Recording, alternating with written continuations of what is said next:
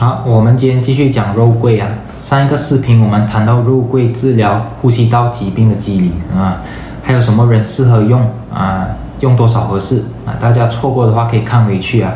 这是一个很好用的药。那么我们今天讲肉桂的其他用法，也是大家最关心的话题啊，就是心脏病啊。我们看《神农本草经》里记载，叫上气咳逆，节气喉闭突吸。这段话上一次解释过了是吧？这是讲呼吸道疾病的表现。从我们的鼻腔到喉咙，然后再到支气管的肺肉桂都可以治疗。好，但是这句话还有另一层意思就是你上次提到的心脏病怎么说呢？我们一个个来看上气咳逆讲的是咳嗽嘛，呼吸道。对，我们说是上气是横膈膜回弹的感觉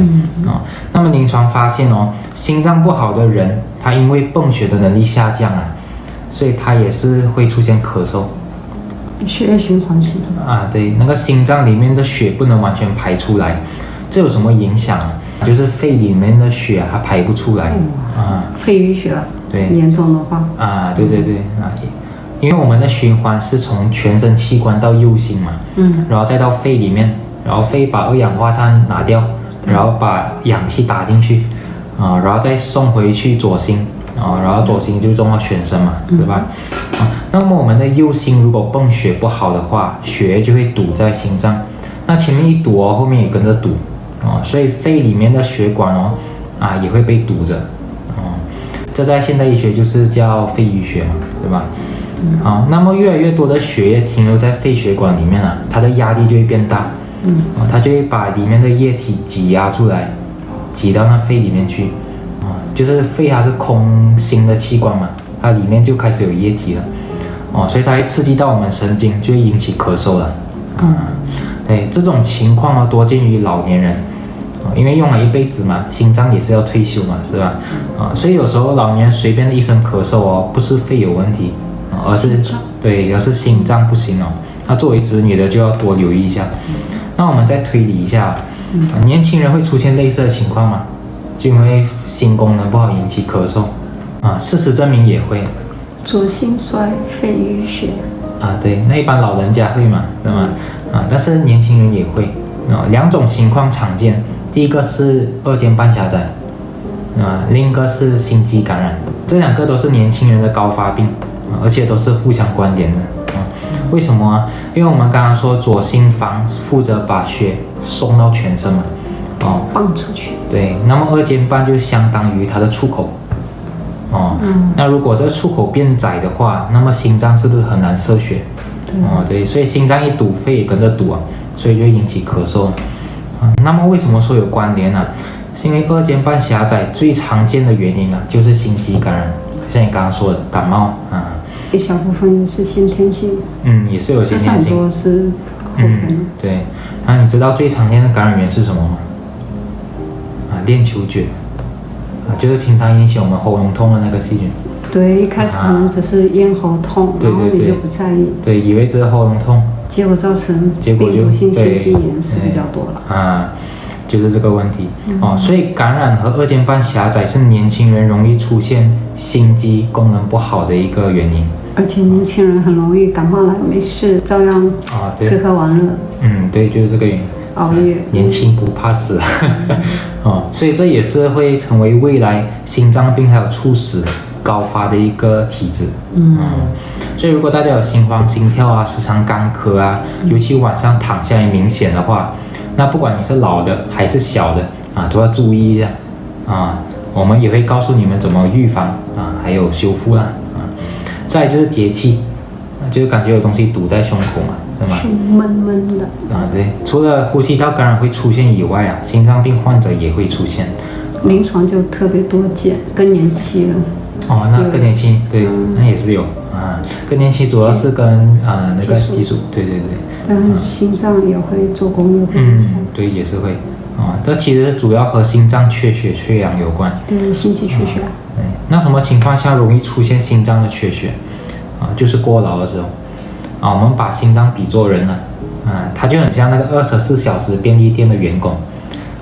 一天24小时都要干活，是吧？那么工作就要吃东西不然没有力气嘛。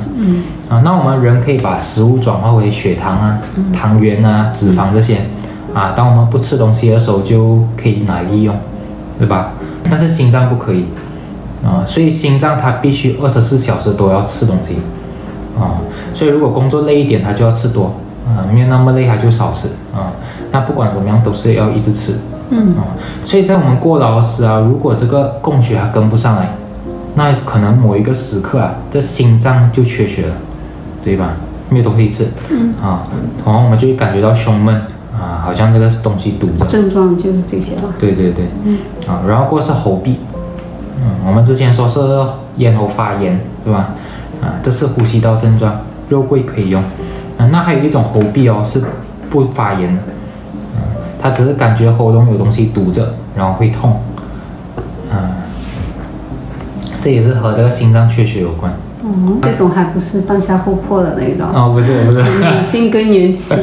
半夏厚朴那个是属于你神经很过敏痰也是有，神经症都有两个都可以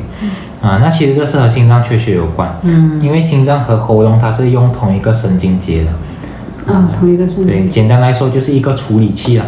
所以心脏有问题的话，喉咙也会发出警报这样子其实不是喉咙问题，是心脏对，很多人就当感染来治不管你吃西药还是吃润喉片喝凉茶，动不动就是消炎对都没有什么效果的，因为它是一个神经反射嘛，神经症状对，它是一个警报器吧所以有时候就算你治好了喉咙缓解了，但是你可能心脏的问题被掩盖了